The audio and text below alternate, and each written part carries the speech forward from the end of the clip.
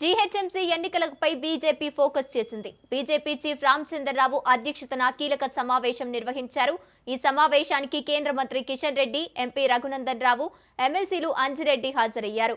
GHMC పరిధిలోని జిల్లా అధ్యక్షులు, డివిజన్ అధ్యక్షులు, మాజీ కార్పొరేటర్లు, ముఖ్య నాయకులతో భేటీ అయ్యారు. త్వరలో తెలంగాణలో మోడీ పర్యటన, గ్రేటర్లో పార్టీ బలోపేతంపై రామచంద్రరావు దిశానిర్దేశం చేశారు.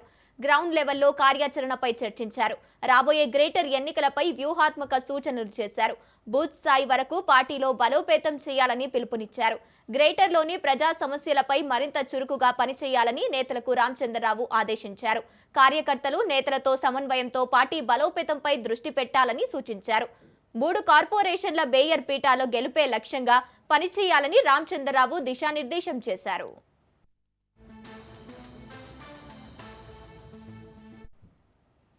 రైట్, ఇక ఇదే అంశానికి సంబంధించి పూర్తి డీటెయిల్స్ మా ప్రతినిధి రాజు లైవ్ ద్వారా అందిస్తారు. రాజు, చెప్పండి, జీహెచ్ఎంసీ ఎన్నికలపై బీజేపీ ఫోకస్ చేసినట్టు తెలుస్తోంది.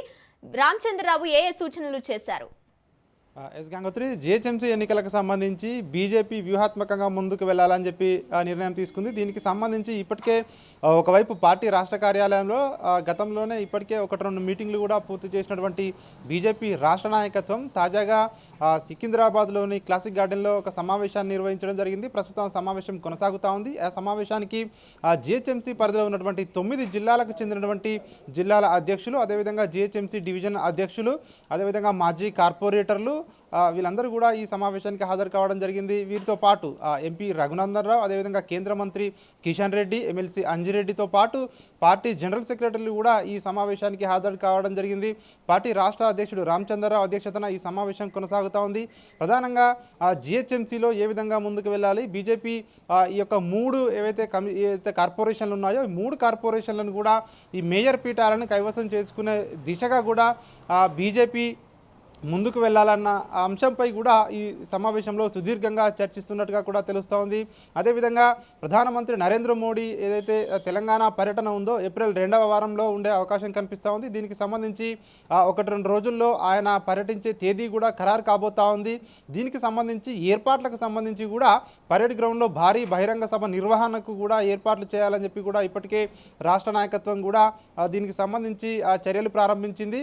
సో ఏ విధంగా జన సమీకరణ చేయాలి అన్న దానిపై కూడా ఈ సమావేశంలో ఒక నిర్ణయం తీసుకునే అవకాశం కనిపిస్తూ ఉంది. ప్రధానంగా జిహెచ్ఎంసీలో ఏ విధమైనటువంటి ప్రజా సమస్యలు ఉన్నాయి, ఈ ప్రజా సమస్యలపై ఇక నుంచి కూడా ప్రజల్లో ఉండే విధంగా కూడా ఒక కార్యాచరణ రూపొందించుకునే విధంగా కూడా ఈ సమావేశంలో నిర్ణయం తీసుకునే అవకాశం కనిపిస్తూ ఉంది. ఈ నిత్యం కూడా ప్రజల్లో ఉండాలి. కాంగ్రెస్ పార్టీ ఇచ్చినటువంటి గ్యారంటీలు కానివచ్చు, ఇచ్చినటువంటి హామీలు కానివచ్చు, సో ఎంతవరకు అమలు చేస్తూ ఉంది.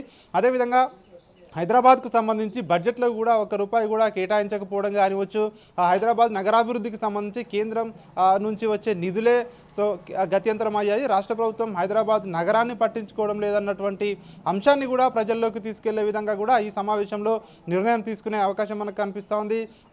జిహెచ్ఎంసీ ఎన్నికలకు సంబంధించి ప్రధానంగా ఈ సమావేశం అయితే కొనసాగుతూ ఉంది. పార్టీ సంస్థాగత ఏదైతే అధ్యక్షుడిగా ఉన్నటువంటి ఇన్ఛార్జిగా ఉన్నటువంటి చంద్రశేఖర్ తివారీ కూడా కొన్ని ముఖ్యమైనటువంటి సూచనలు చేసే అవకాశం కనిపిస్తూ ఉంది. ఎందుకంటే చాలా వరకు కూడా ఇప్పటికే పార్టీ నేతల్లో ఒక కోఆర్డినేషన్ అనేది లేదు అన్నట్టుగా కూడా తెలుస్తూ ఉంది. ఎవరికి వారే గ్రూపులు ఉన్నాయన్నట్టుగా కూడా ఇప్పటికే అధిష్టానం దృష్టికి కూడా తీసుకువెళ్ళింది.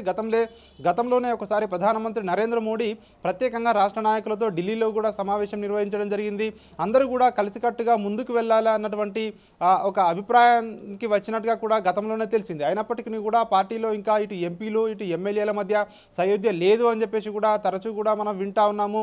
ఇప్పటికే ఎమ్మెల్యేలు ఇటు ఎంపీలు అందరూ కూడా కలిసి పనిచేయడం లేదు, ఏకతాటిపైకి రావడం లేదన్నటువంటి చర్చ కూడా జరుగుతున్నటువంటి ఈ క్రమంలో రాబోయే రోజుల్లో జిహెచ్ఎంసీలో 3 మేయర్ పీఠాలను కైవసం చేసుకోవాలంటే అందరూ కూడా ఏకతాటిపైకి రావాలి, ఖచ్చితంగా పార్టీ లైన్లోనే పనిచేయాలన్నటువంటి అంశాన్ని కూడా ఈ సమావేశంలో పార్టీ రాష్ట్ర అధ్యక్షుడు క్యాడర్కు ఒక దిశానిర్దేశం చేసే అవకాశం కనిపిస్తూ ఉంది. బూత్ స్థాయి వరకు కూడా పార్టీని మరింత బలోపేతం చేసే దిశగా హైదరాబాద్లో ఖచ్చితంగా మేయర్ పీఠాలను కైవసం చేసుకునే దిశగానే బీజేపీ అడుగులు వేయనున్నట్టుగా కూడా మనకు తెలుస్తూ ఉంది. ప్రధానంగా ప్రధానమంత్రి నరేంద్ర మోడీ భారీ బహిరంగ సభను ఏ విధంగా సక్సెస్ చేయాలన్న దానిపై కూడా ఈ సమావేశంలో ఒక వ్యూహాత్మకంగా నిర్ణయం తీసుకునే అవకాశం అయితే కనిపిస్తూ ఉంది. ఇంకా ఏ పార్టీ కూడా ఇప్పటికే జిహెచ్ఎంసీకి సంబంధించి సమాయత్తం కావడం లేదు.